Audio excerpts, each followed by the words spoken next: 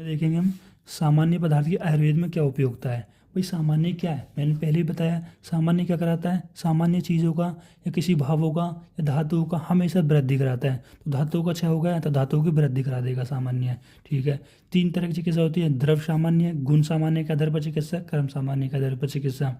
द्रव सामान्य, यदि किसी की बॉडी में कोई द्रव्य कम हो गया, जैसे द्रव्य मान लो रक्त कम हो गया है तो रक्त की वृद्धि कौन करा देगा, रक्त का सेवन कर लो, रक्त की वृद्धि हो गई। मांस कम हो गया तो मांस का सेवन कर लो, मांस की वृद्धि हुई।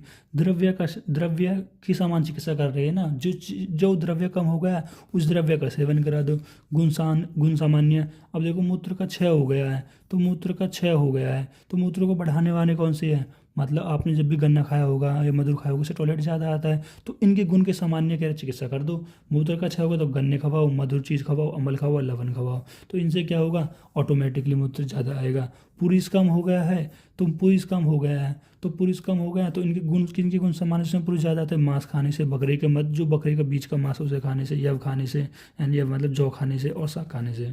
कर्म सामान्य, अब कर्म सामान्य के आधार पर चिकित्सा मानकर चिकित्सा कर दो। कैसे कि भाई व्यायाम करने से क्या हो गया, वात की वृद्धि हो जाती है।